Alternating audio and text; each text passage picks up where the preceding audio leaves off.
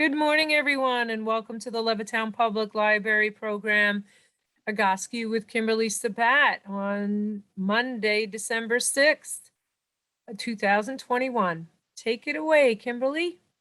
Thank you so much. Welcome back, everybody. It's really good to be back. It's a nice, beautiful day outside. Hope you guys can get outside and enjoy it if you're in the Long Island area. Today, we're going to be doing a routine that involves 2 pillows and a strap. So a little bit different than usually. If you've got your blocks at home, you can use 2 yoga blocks. You can use books. Seen people use books. But if you're new to this program, you can take 2 pillows off of your bed. You may have to fold them in half for some of the work we do when we use a single pillow, but for the 2 pillow stuff, just make sure that they're of even height. If you can't find that, you could roll up even 2 blankets. 2 blankets will work today for one of our exercises. The other thing we're going to be using today is a strap, and I call it a strap, but this can also just be a belt right off of your pants. You want to have a lot of resistance, so don't use a fashion belt and don't use one of those PT straps. It's not going to work. You want to use a real leather belt or even a rope. Go outside to your vessel and go ahead and take a line off of your vessel. Use that. It's been done before. For those of you that might be new, remember, I don't know anything. I don't live in your body, so you definitely have to listen to what your body is telling you. If something doesn't feel right or if something hurts, please stop the movement. I'll give you as many modifications as I can. Today, we're going to stimulate your body so that it can correct its own posture. I'm going to go in a standing position. I'm going to start out with an old routine that I got actually off of YouTube. So if you'd rather Pete Egoscue talk you through this, you could actually look up Egoscue on YouTube and you'll find a whole lot of his videos. And he's a lot of fun. He talks you through. We're going to do the shoulder and neck routine. So I want you to stand with your feet pointed straight ahead. And you're going to keep about a fist distance in between your big toes, everybody. So I've been doing this for 5, 6 years at this point. I've been going a little bit too narrow. So I only use the fist as kind of a guide. You want to go hip distance. That's about the length of a dollar bill. That's where we want to go. And you're going to keep your feet pointed straight ahead. We're going to do shoulder rolls. And these can be really challenging. We're going to do 10 in each direction, and then we're going to hit it again. So we're doing 30 in each direction, ultimately. And these can be really challenging because we don't go through this full range of motion. I'm going to turn to the side so you guys could see what I'm doing. I am not just lifting my shoulders and drawing them back and dropping them. I'm bringing them forward. I'm trying to get complete circles in both shoulders. Bring them forward. So I protract, then I elevate, retract, and depress. Protract, elevate, retract, depress. Full circle. We hit about 10 now, I'm pretty sure. We're going to go in the other direction. So now I'm going the other way. Retract, elevate, protract, depress. Big circles. You want to think about quality of motion, not quantity. As I say that, I think of my client she just goes off on this tangent and she ends up looking like this. What are you doing? Slow down. So keep it slow and smooth. What we're doing is we're stimulating the tissues, your muscles, nervous system, everything, reminding it what it's capable of doing. Because you will gain more capability as you do this. Going the other way, everybody. I did say we're going to do 30 in each direction. You might feel that you're starting to get tired. If that's happening and you really need a break, go ahead and take a break. But if you're taking that break, just because I gave you permission, don't you dare. I want you to think like I'm standing right there with you saying, you can do it or else.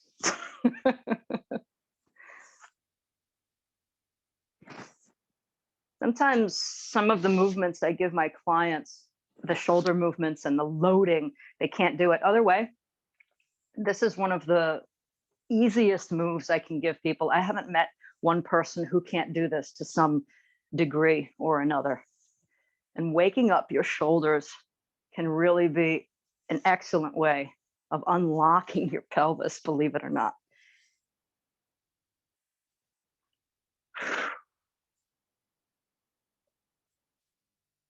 We've got one more round in each direction coming up. I'm going to open the window because I'm already starting to build too much heat And I'm beginning to sweat, which is a good thing. Okay, one more round each direction.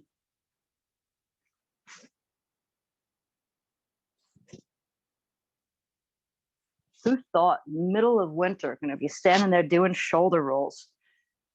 I'm going to soak my clothes with my sweat to the point where I have to go rinse off with the hose later.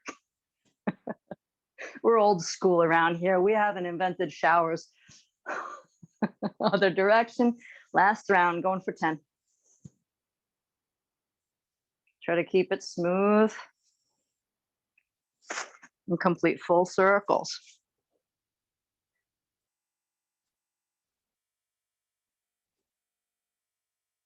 One thing I forgot to mention, you guys keep on going with the circles. Tendency for the shoulders to either get fatigued or not do the work, you end up looking like you're rolling up windows. So you'll start doing this with your arms. If you notice your arms are doing this, guess what? You're either tired or your shoulders don't want to work. So just give yourself a break and try to get just the shoulders to work. I forgot about that. People have a tendency to do that. We're going to do stationary stalk walk again, and we're going to do it for 1 minute.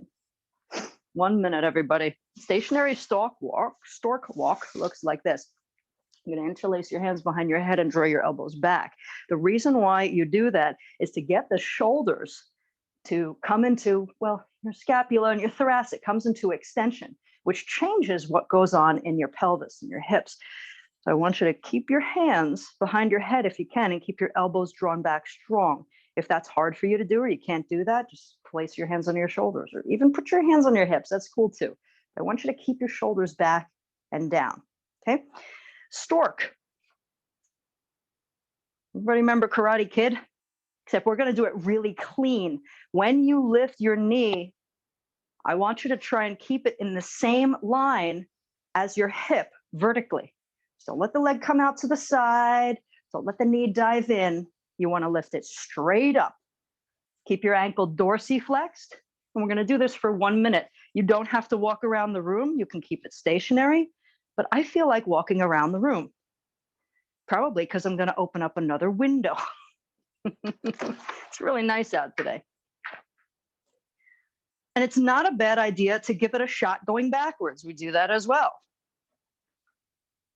Make sure there's nothing behind you, of course. I mean, common sense is not all that common, especially nowadays. It's clown world out there.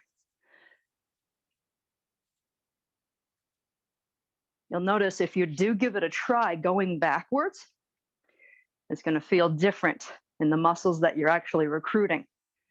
Keep your elbows drawing back strong if your hands are behind your head, everybody. If your hands are on your shoulders, I want you to start drawing your shoulders back. Keep them there, back and down.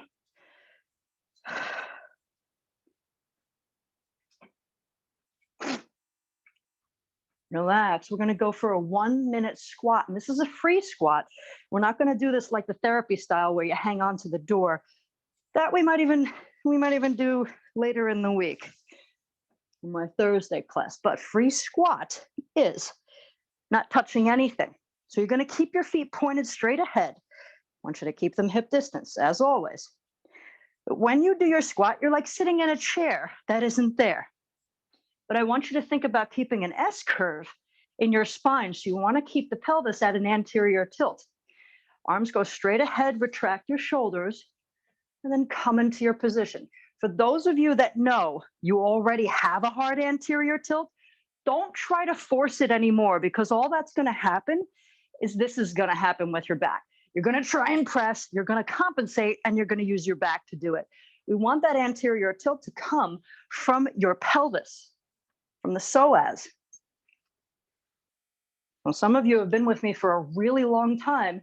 You know what kind of position you have with your hips, with your pelvis, with your shoulders. You know where it's going.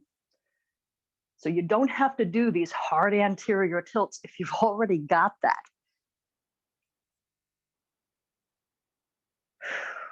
Keep your shoulders squeezing back in this move. You're sitting in the chair that isn't there. You don't have to rest your belly on your legs. I would consider that cheating in this style, but it's not going to kill you if you do.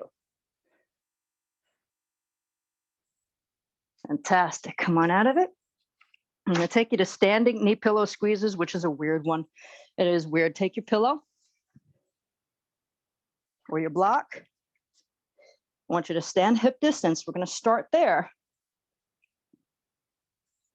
And then you're going to bend your knees and put your block or your pillow in between your legs. What you're going to feel happening is your ankles are going to want to roll out. They're going to come to that supinated position. So like your arches are lifting, that's good. Stay there. And now proceed, squeezing the pillow and letting it go. You're not going to be able to completely let it go. Just squeeze it in, just like we do when we're laying on our back. I don't think I need to give you guys modifications for this, except if someone's watching this and can't actually stand, which I'm not assuming that anybody is. You can definitely do this sitting in a chair. I'm just going to hang out here for another minute and a half. Keep your feet parallel, keep them pointed straight ahead. The purpose of putting this block, this resistance in between your legs, is to force your hips to work in a different way. And we also want them to be bilateral, so both sides working at the same time. If you feel like one leg's doing more than the other, that's why we're spending so much time doing this. We're waiting for that change to happen. It's a weird one, right? You don't usually see standing knee pillow squeezes anymore because there's other exercises that can take this place, but that doesn't mean it's a bad exercise. Back when I started doing Egoscue, you get a software program as a therapist if you pay for that. And that software program had 500 exercises. Only recently did they start chopping them out and not using them for the different menus that everybody gets. But if you were a really good therapist and you really wanted to learn, you would just go through every exercise and you would do them and you would experiment and see, what does this do to my body? And that would be a smart thing to do. Just take every exercise. Some of you have the pain-free book, right? You don't have to flip to the shoulder routine just to fix your shoulders. Try some of the other moves in there. See what it does for your body. Because once your shoulders get fixed, if you've got that problem, you're going to plateau and something else may come up. It's a good idea to start to learn your body by throwing all those exercises at it. Okay. Oh, well, that feels weird, right? Come on out. We're going to go to arm circles. This is not an easy move for everybody. You're going to take your hands to a modified golf grip. Now you can do this move standing, or you can do this move kneeling. You can do this move sitting on the floor with your legs out. You could do this move sitting on a chair, but I want you to pay attention to 90-degree angles. If you're standing, it's just like we did in the last move. Feet are hip distance. I'm going to take it into kneeling position because I know that that's a good one for me. Again, my knees are hip distance. Keep the modified golf grip I just showed you. Retract both of your shoulder blades. That's different than lifting your sternum. So I don't want to see you do this. I want to see you do this. So shoulders stay back and down. Now bring your arms out to the sides. If this is painful for you, just skip it. We'll be done in a minute. Circle up and forward. My palms are down. My thumbs are pointed forward. I'm going to go about 40 times. When I was having, I had that shoulder surgery, and so I had to rehab. This was very difficult to do. So I kept my arms lower. You can do that, or you can skip it. Keep your belly relaxed, everybody. That's a key here. I forgot to mention that. I also want you to circle backwards, but when you do it, turn your palms up, please. This move, when I do this kneeling, it stops my pelvis from bailing forward. My pelvis has a tendency to default in that direction. So when you trap the legs in this predicament, it forces your hips to go backwards over your knees. There's no other choice. Oh, these feel good. Everybody arms feel as tired as mine? I hope so. Static extension position is next. This is done on hands and knees, but if you can't do it on hands and knees, go ahead and go to the wall. You're going to place your hands on the wall, and you're going to use that to trap your arms. You're just going to let your shoulders come back and down. So it's like I'm squeezing my shoulder blades back together to kiss each other on your back. and you're just going to hang out there. Everybody else, we're going to spend 2 minutes in static extension position. If it hurts your wrists, you can do this on your fists. You could do this on your elbows. And when you do hands and knees, make sure your knees are hip distance. I don't want you going wider. I don't want you going narrower. Hip distance. You're going to put the hands under the shoulders to start and then move the hands 6 inches forward. This is where I always make my joke. Gee, who taught you what 6 inches was? I'm just putting my palms where my fingertips are. It's a little movement. Now I put my shoulders back over my wrist. Did you see me slide forward? 2 minutes starts now. We're going to drop the shoulder blades together. Let your belly fall to the floor like a swayback horse. This is not a plank. And as I say that, I'm remembering one of my tougher clients. Even though I told him this is not a plank, it shouldn't be a plank, he could not get this right. Could not get this right. He kept treating this like a plank. It is not a plank. This is a hands and knees pose. Just moved a tiny bit forward. That's it. That's it. Like I said, you can come onto your fists. That doesn't mean keep your palms on the floor and make fists with your hands. No. If you have to come onto your fists because of wrist pain, what we need to do is get your wrist out of flexion. We need to get it out of the bent position. If that still does not feel right to you, then come onto your elbows. If it still doesn't feel right, hang out a minute.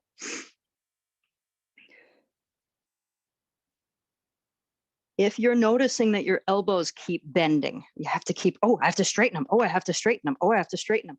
Go ahead and stance your hands out wider than your shoulders. That's a little bit of a Band-Aid. Eventually, you'll be able to walk them in a little bit by a little bit and test it. See if you can get your hands underneath your shoulders. But if they keep on bending, stance them wide for now.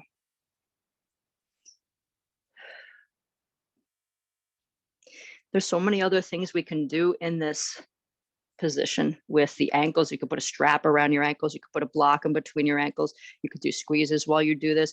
We could rotate the elbow creases in and out. You can sing songs. I mean, so many things, right?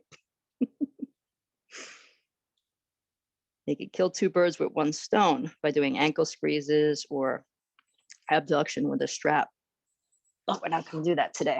Maybe on Thursday class. Come on out. I'm going to come to the wall. I'm going to do elbow curls. I have to put my hair up. I'm just sweating up a storm here. Who invented plastic clothes? Okay, elbow curls. I'm going to take the same modified golf grip that we just did for our arm circles. But this time I want you to put your knuckles into your temples, please. Knuckles and temples. Here's the modified golf grip again. I make fists. I flatten my fists. Palms available. That's the modified golf grip. If you don't have a wall, take yourself to a door. If you don't have a door, just stand in the middle of the room. Bring my heels to the wall. Bring my knuckles to my temples. Bring my elbows to the wall if I can. And my left side isn't cooperating as much, but I'm doing the best I can. Squeeze the shoulders back and down. And then bring the elbows to touch. No wrist bends. You know what? Let's do this for a couple minutes. Do not bend your wrist to complete this motion. If standing at the wall is forcing your pelvis to come forward and you feel like, whoa, I'm coming off of the wall here, go ahead and step away from the wall, maybe an inch or 2. Everybody's got a different shape in their behind. So if that's pushing you off of the wall, remember the point of this movement against the wall is to keep the body stacked. So you're definitely not stacked. If the shape of your butt is pushing you off of the wall, you've got to put your heels underneath your hips.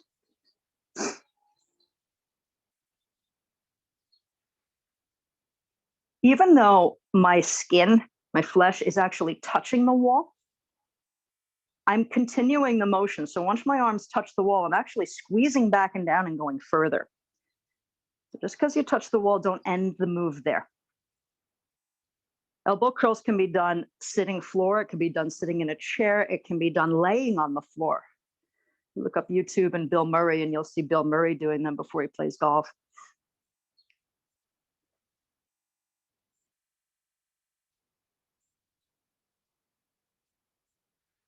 Oh, finally, something happened. Stay here for another 15 seconds. So I was compensating big time in my mid back. Every time I drew my elbows back, I was lifting. I couldn't shut it off. This isn't something that you can do consciously, but the body figures out a way. It finally stopped doing it, and now I just feel it in my shoulders. I hope you guys are feeling similar things happen as we go through the repetitions. That's the key for these moves.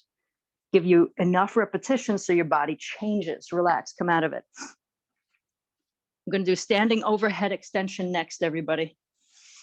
Standing overhead extension. I want you guys to keep in mind, I don't want you to lift your sternum. Looks like my head's getting cut off, so I'm just going to move this back a little bit.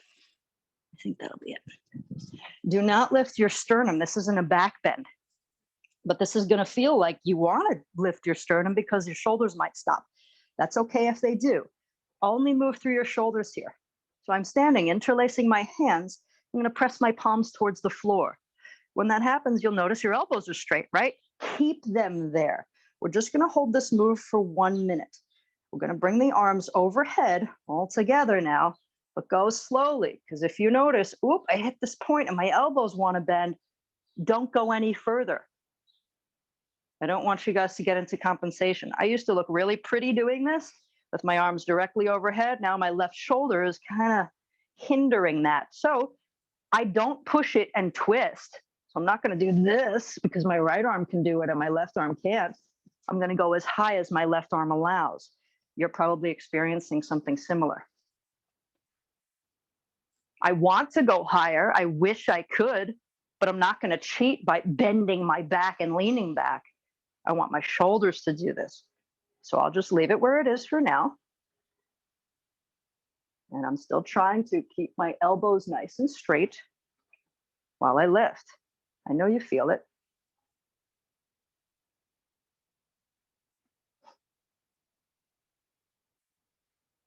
Our next move is going to be on the floor, everybody. Oh, your arms tired like mine? I hope so. Good. Next move is going to be a modified floor block move. Get yourselves 2 pillows or 2 books, something about 4 to 6 inches. If you don't have that, or if this starts to hurt your shoulders, you don't need them. You don't have to do anything, but this is going to help get you in a little bit more extension on the floor. People that have lower back pain, for certain reasons, you might not like this move. If you've never tried it, go ahead and try it and test it out. But if your lower back starts to hurt, I'm going to show you the modification for it. So we're going to be laying on the floor like this. In yoga, we sometimes call this the cactus pose, right? But I'm going to be propping my forearms up onto these blocks while I lay face down on the floor. So I just want to show you the position that we're getting into. You want to be bilateral. You want to keep both arms in the same position. Tendency is for people to put their arms like this. Don't do it. I want your elbows and your shoulders at 90 degrees. That's what's going to help get the shoulders to come back and down. If this starts hurting your back, some of you already know that this is not a move for you. You're going to lay on your back and put your feet on the wall around the door. See how deep I am in flexion? So my knees are right in line with my belly button. And I'm just going to put my pillow between my knees and just hold it gently there for the time that we spend on the floor. That's what you guys are going to do if this is bothering your lower back. All right, modified floor blockers.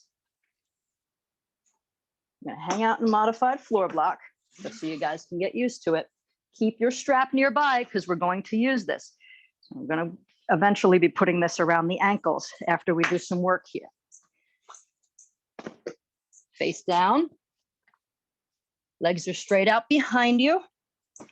I also keep my nose pointed straight down to the floor. If your nose is getting squished and you can't breathe, put a washcloth underneath your forehead because turning your head to the side doesn't really cut it here. It's going to induce a little bit of rotation and it's going to throw off your back. So just feel it out, everybody.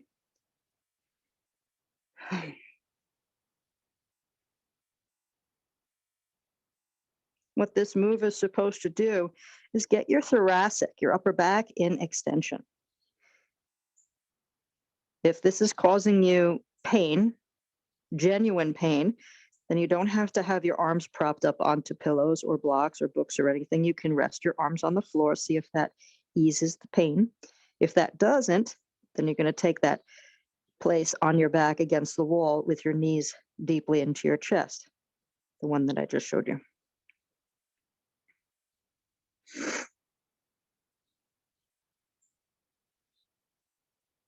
Okay. If everybody's all right here, I'm going to take you a little bit further into some more moves in this position.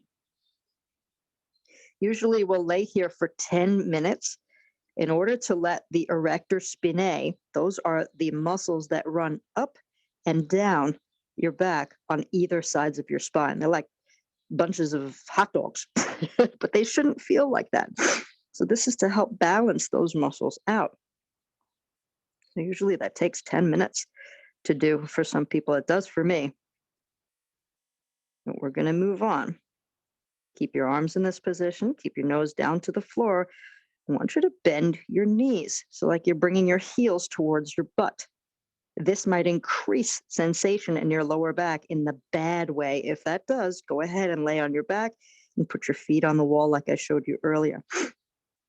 If you're okay here, here's what we're going to do. We're going to ask the pelvis to come into an anterior tilt using the muscles on the front of our hips. And we do this by pressing our knees into the floor like we have a hook in our tailbone. It looks like this. It's such a simple move, but it can be very challenging. So I'm pressing my knees into the floor and my butt lifts up. And you get a nice little curve in your lower back because we're asking the hip flexors to kick on.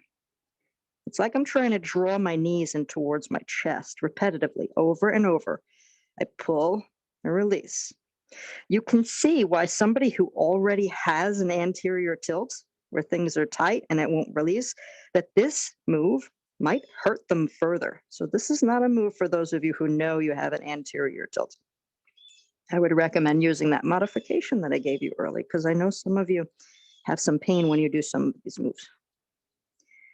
But many of us are either neutral or we're in the other direction. Our lower back is tending towards flattening.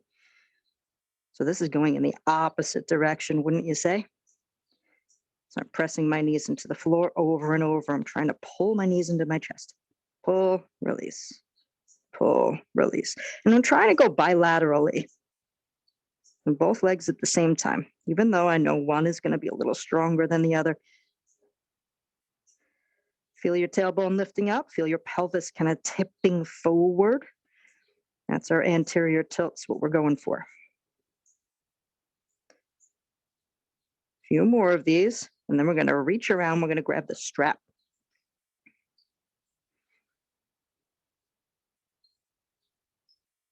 Again, these moves are not for everybody.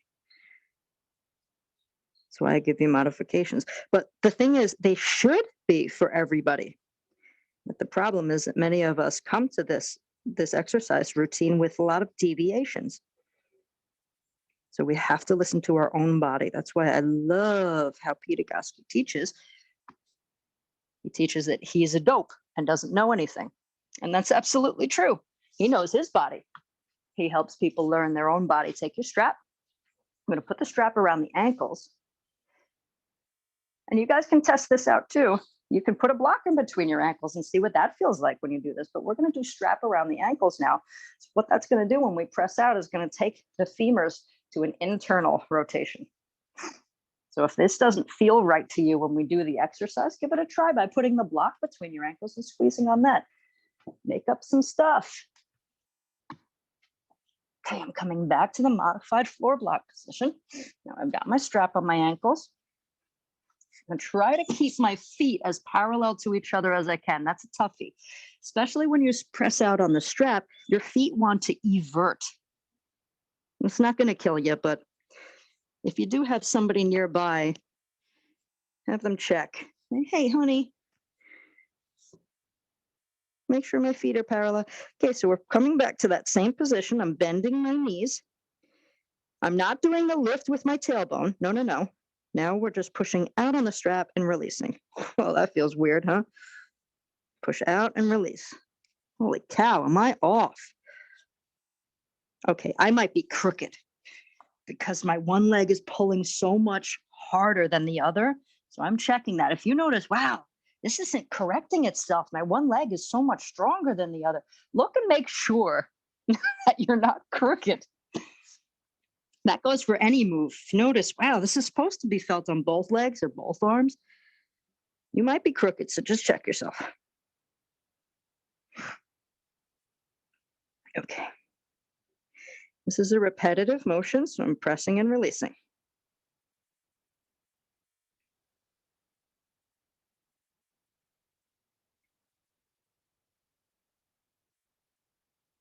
Over and over. It doesn't have to be hard.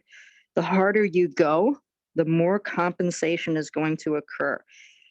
We want to avoid compensation and retrain in a new pattern. We go gently enough. It's just a little squeeze, 30% of your effort. Try to go balanced. I know it's difficult. I know, because the stronger leg is going to yank the other leg over, which is why we go with less effort.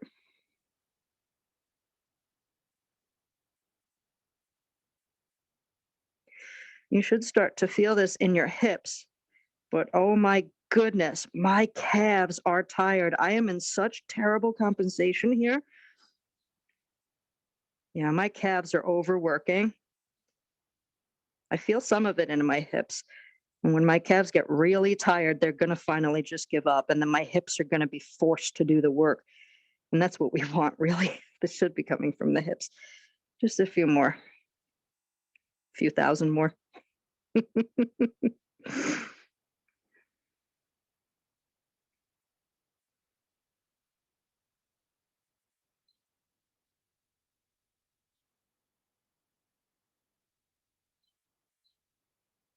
Oh, gosh, something turned on. Goodness. I need a break. I'm just going to take a break for a second, and then I'm going to come back into it. And the reason why, and I hope you learn from this, something finally changed in my body. So if you notice, oh, something changed, I want you to give yourself at least 10 more reps and then move on. So you want to remind the body to keep that change.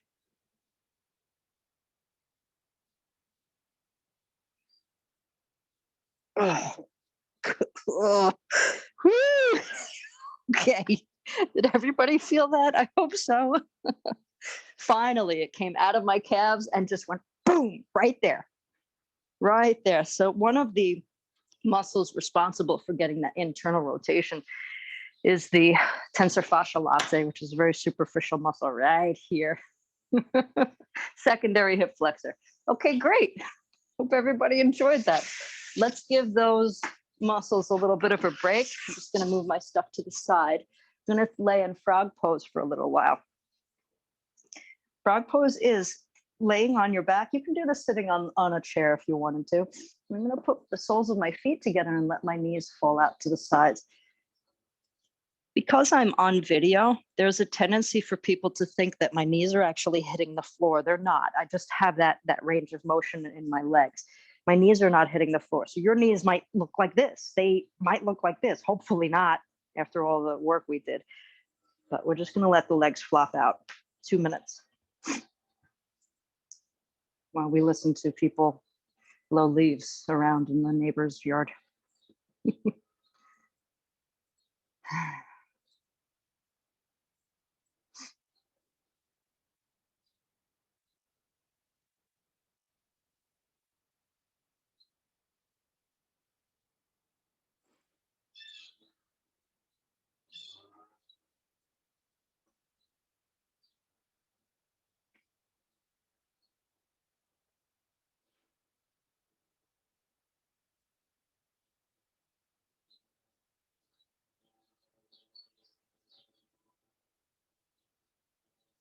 Believe it or not, that entire routine was a shoulder realigner. You believe that? That is a shoulder realignment routine. It started out in the shoulders, but if you think about it, think about the Leaning Tower of Pisa. It's not leaning because there's something wrong with the top of the tower. Something happened with the foundation.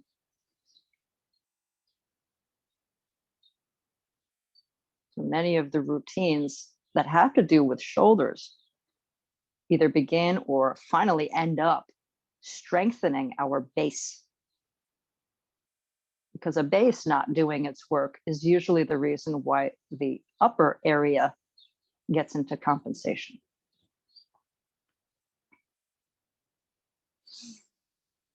I'm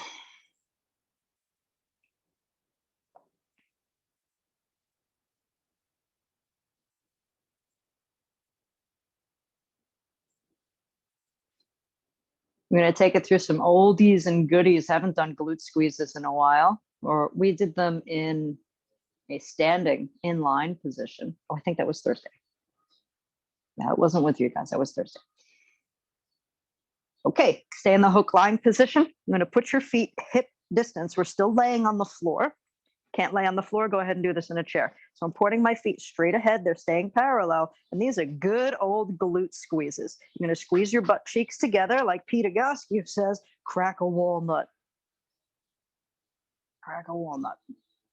So squeeze both of your cheeks together and then let them go. This is a repetitive, well, it's not really a motion, it's a contraction, repetitive contraction. But some of you might have a really hard time accessing your glutes. I want you guys to check that out. Put your hands on your stomach. Are you squeezing your stomach instead of squeezing your butt? Put your hands on your butt. Do you even feel anything happening? You should feel the muscle hardening, going from flabby to hard. If that's not happening, straighten your legs out in front of you. That's going to be your Band-Aid.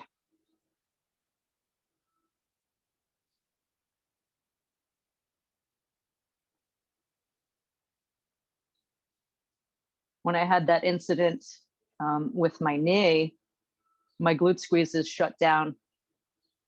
They totally did. And it didn't take long. It was within days that I started noticing that my right glute was not doing work because I was favoring my right knee. It wasn't in pain, but it was the joint became unstable after I tore a ligament. That was fun. But man, I immediately that day got right down into my Egoscue and I started feeling, what can I do to help restabilize this? I know what I tore. I know what happened. I know what direction it happened in. So I made sure that the big joints above my knees were working as close to 100% as they could, because I had another day of walking and possibly motorcycle riding to do, which I didn't, because that would have been stupid. And I spent a lot of time in the tower, making sure that I kept everything else working as well as I could, not only to allow my knee to heal properly, but to make sure that my body didn't go into so much compensation that other things shut down that I might be dealing with years down the road. Okay, everybody, no more glute squeezes. I'm going to have you stand up. We're going to sweat a little. Well, maybe I'll sweat a little. Maybe you won't even sweat a little. We're going to use the imagination. Imagination. You may need a mat. I don't know if you guys are wearing socks. You might slip, but this mat may help me demonstrate to you what we're going to do. We're going to do side unders, and we're going to do, call them forward unders. It's the same stuff. It just means we're going in different directions. Let me step back, make sure that I'm in camera. All right. I want you guys to picture a limbo line, a limbo rod, a limbo something. And that's right here where my mat is. I'm going to do side unders, which means I want to keep my shoulders and my hips facing forward. When you do this move, your body is going to say, you know what, I'm lazy. And it's going to start rotating to get the move done. But I want you to avoid doing that. I don't care how low you go, but I want you to stay with your form. Form is keeping my knees straight ahead, my toes straight ahead, my shoulders straight ahead, my hips straight ahead. I squat down. Here's my imaginary limbo line, right? I'm leaning into my left leg I'm extending my right leg under the limbo line. I know I make that look so good. See how light I am on that leg? I want you to be just as light. That way you keep your ankle, knee, and hip in line on this side. I am loading my left hip. Extend the leg out. Now, slide your butt over to load the right hip. My hips and shoulders still face straight ahead. Feel that? Now replace your left leg and stand up. We're gonna do that for 2 minutes. Good luck. You're on. Break it down. Extend the leg. Excuse me, that doesn't mean shift your weight yet. Do not put both of those in the same place. Now shift your weight. So it's just sliding your butt over. Replace the leg, stand up. So we're segmenting this for a reason. Break it down. Extend the leg. Shift the weight. Replace the leg, stand up. Break it down. Extend. Shift. Replace. Stand. Remember, I don't care how low you go. The lower you go, the more load you'll feel. This is all about reteaching your hips how to load. I know you feel it. Be really clean, ladies and gentlemen. Here's what you guys might be doing. Break it down, step. See how I already shifted? Nope. And twist out of it. Don't you dare. Stay nice and square. Use your video camera. Break it down. Extend the leg. Shift the weight. Replace the leg. Stand. 40 more seconds. The leg that you extend out to the side should feel light until you get to the point where you shift the leg, shift the weight.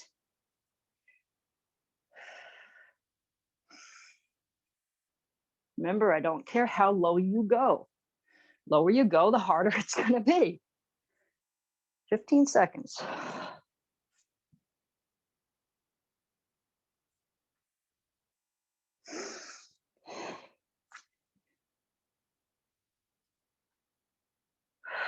Relax. We're going to do front unders now. These are a little bit tougher. You might want to place, I don't know, a pillow or something underneath. I've had to do that when I taught this in a gym. Front under is your limbo line is now in front of you, straight across, and you have to go under it. But we're not going to go full back bend to do it. So what we're going to do instead is I'm going to step my leg forward. I'm going to stay square. I'm going to come down to my knee, bend under, shift forward, stand up. From the side, it looks like this. Step the leg forward. We're going under it. Under. So I'm taking you into really deep hip flexion. Step. We want to go under this thing. So I'm actually sitting back onto my heel. I'm rolling my shoulders forward. And now I'm extending my shoulders as I stand up. Try not to put your hand on your knee. If you need it, go for it. But try not to. If you notice that you need to put your hand on your leg to get up on one side and not the other, now you can start deducing what's going on or what's not going on. So this is where you might actually need something underneath your knee as a pillow. I sit back, I'm going under. It's all imaginary, everybody. Right leg, then left leg. Right leg, then the left leg. This is very different when you're imagining things and when you're actually putting something in front of you to get up and down, over, through, under. You'll start noticing, whoa, this side doesn't work the same.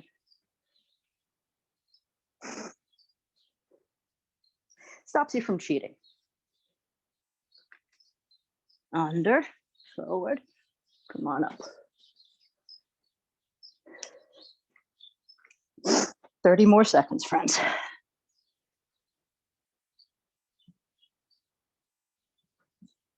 Only people that have been into Egoscue for a while would know what patch fitness is.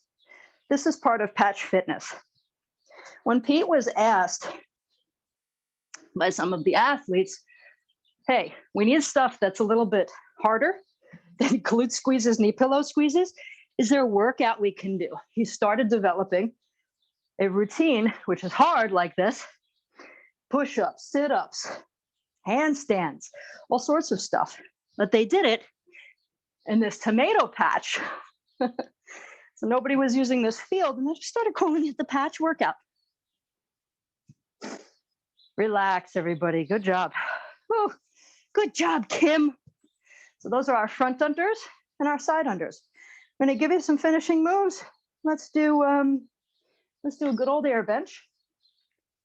Air bench is when you're sitting against the wall in an imaginary chair. You could do this against a door as well, but if you do it against the door, make sure the door is not in a position to be able to open. You don't want to lean on the integrity of the latch. So I'm walking my legs out in front of me and letting my butt slide down the wall. You want to keep your feet away from your knees. You don't want them at 90 degrees because we're going to use the thigh muscles to press our lower back into the wall. This is not an easy move. You're going to feel your thighs turn on like mad. And if I had my hand in your lower back area, I want you to push it, crush my hand.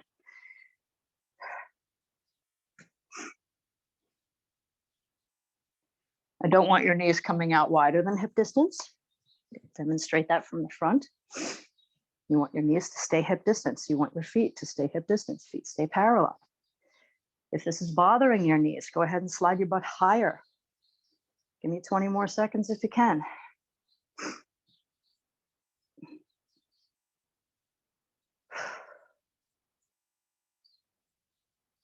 Give me 10 more seconds. You should feel all of this right in your thighs.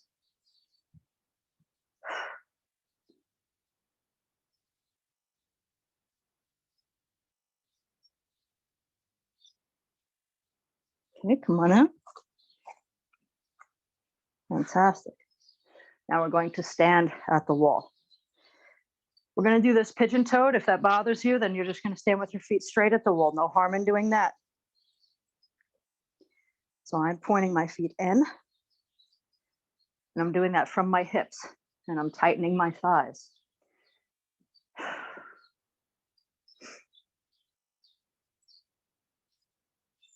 Don't force your head on the wall. Don't force your shoulders on the wall. If you've got a slant board, you might want to turn this into a gravity drop. That would be a good one. But not everybody has one, which is why I'm doing this.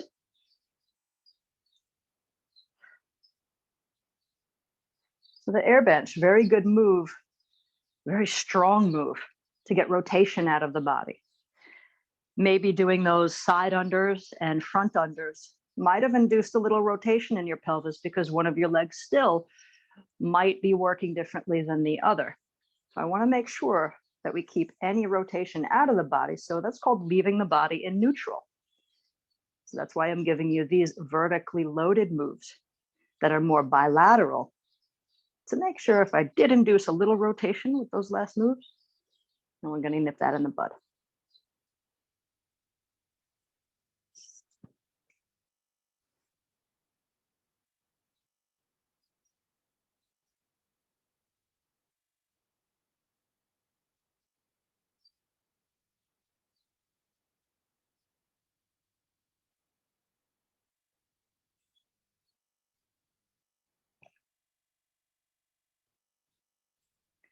Right, one more move before I let you go. 3-position toe raise. Oh, woo, love that. All right, step away. Some of you know the therapy version of 3-position toe raise.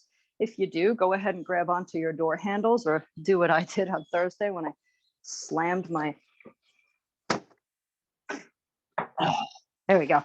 So I slammed this in the door. No, not the door, the window. Gosh, I can't even tell the difference between a window and a door. I need to go back to school.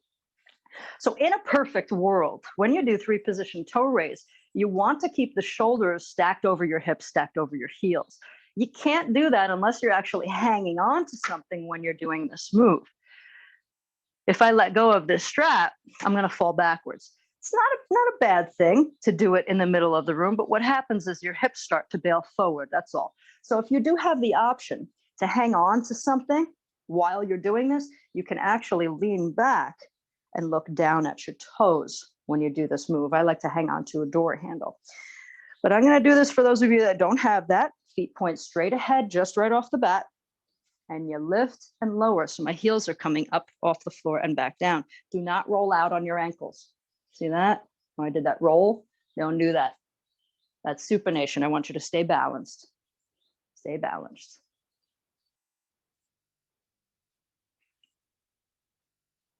Stay balanced. Lift and lower. 3-position toe raise means we're doing this in 3 different positions. Our feet are going to be straight. Then our feet are going to evert. Everybody ready for the eversion version? Point your feet out, 10 and 2. Don't pull some 9 o'clock, 3 o'clock ballerina stuff on me. Keep your heels underneath your hips, stay 10 and 2, lift and lower. Even here, don't roll your ankles out. Do not supinate. I don't care if you have to look down and make sure. Look down and make sure. The higher you go, tendency is for the ankle to supinate even more. That doesn't mean avoid going high, it just means be aware. Don't let your ankle supinate. Our last position is going to be the feet pointed in, right where we were at the standing wall. So feet point in, so I'm internally rotated from my pelvis, from my hips. Keep it even, knees locked out. We were already at the wall doing this, so hopefully that prepped you for this and you don't feel like, whoa, I'm gonna fall over. This is more than just a calf exercise. You guys feel that? You should feel this come right up into your lower back, which is going to articulate the spine and change the position of your head, believe it or not. All right, everybody. That's all I have for you today. I hope you'll join me next Monday and every Monday at 11, as long as we don't have a holiday. I'm here. Thank you, Levittown Library, and everybody who supports me.